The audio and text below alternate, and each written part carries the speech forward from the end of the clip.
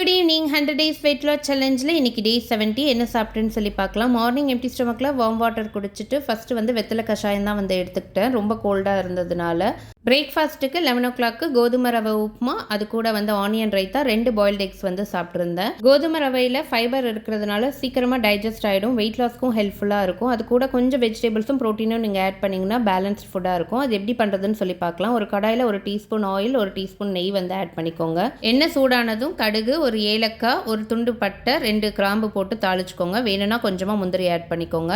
முந்திரி வறுபட்டதும் 2 வெங்காயம் வந்து போட்டிருக்கேன், அதை தாளிச்சுக்கோங்க. அது கூட 2 பச்சை மிளகா காரத்துக்கு வந்து ஆட் பண்ணியிருக்கிறேன். டீஸ்பூன் இஞ்சி பூண்டு பேஸ்ட் வந்து ஆட் பண்ணிக்கோங்க. நான் மறந்துட்டேன், கடைசியாக ஆட் பண்ணியிருக்கிறேன். அதுக்கப்புறமா கேரட், பீன்ஸ், பச்சை பட்டாணி வந்து 100 கிராம் எடுத்திருக்கேன். டோட்டலாக 300 கிராம் வெஜிடபிள்ஸ் வந்து ஆட் பண்ணியிருக்கிறேன்.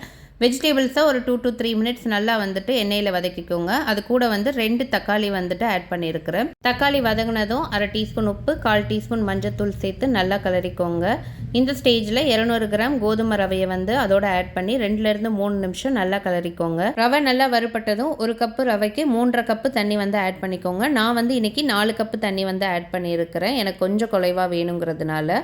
கொஞ்சம் உதிரியாக வேணும்னா உங்களுக்கு 3.5 கப்பே வந்து கரெக்டாக இருக்கும். தண்ணி சேர்த்ததும் ஸ்டவ்வை மீடியம் ஃப்ளேமில் வச்சுட்டு நல்லா கிளறி விட்டுக்கோங்க. கையை எடுத்துட்டிங்கன்னா கட்டி பட்டுரும்.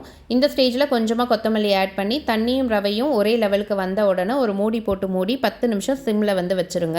10 நிமிஷம் கழித்து மூடியை ஓப்பன் பண்ணி இந்த ஸ்டேஜில் உங்களுக்கு வேணும்னா நெய் ஆட் பண்ணிக்கோங்க. கொஞ்சமாக கொத்தமல்லி ஆட் பண்ணி ஸ்டவ்வை ஆஃப் பண்ணிவிட்டு ஒரு தட்டு போட்டு மூடி 10 நிமிஷம் அப்படியே விட்டுருங்க. அந்த சூட்லேயே அது வந்து வெந்துடும். குக்கரில் வைக்கிறீங்கன்னா 2 விசில் வந்து ஹை ஃப்ளேமில் வச்சு 10 நிமிஷம் சிம் பண்ணிக்கோங்க. இந்த மாதிரி பண்ணிங்கன்னா நீங்கள் எப்போ சாப்பிட்டாலுமே இதே சாஃப்ட்னஸோடு இருக்கும். பிரேக்ஃபாஸ்ட் ஆர் டின்னருக்கு சமைச்சு பார்த்துட்டு எப்படி இருந்துச்சுன்னு சொல்லுங்கள். லஞ்சுக்கு 2:30க்கு கொஞ்சமாக சாதம், கத்திரிக்காய், முருங்கைக்காய், முள்ளங்கி போட்டு சாம்பார், ஒரு ஃபிஷ் ஃப்ரை, முட்டைகோஸ் கூட்டு வந்து சாப்பிட்ருந்தேன். டின்னருக்கு வந்துட்டு 6 o'clockே வந்து சாப்பிட்டுட்டேன். ஃப்ரூட்ஸ் தான் வந்து எடுத்துக்கிட்டேன். பாதி மாதுளப்பழம், கொஞ்சமாக கிரேப்ஸ், ஒரு கொய்யாப்பழம் வந்து எடுத்துக்கிட்டேன். இன்றைக்கி டே சூப்பராக ஃபினிஷ் பண்ணியாச்சு. நாளைக்கு பார்க்கலாம்.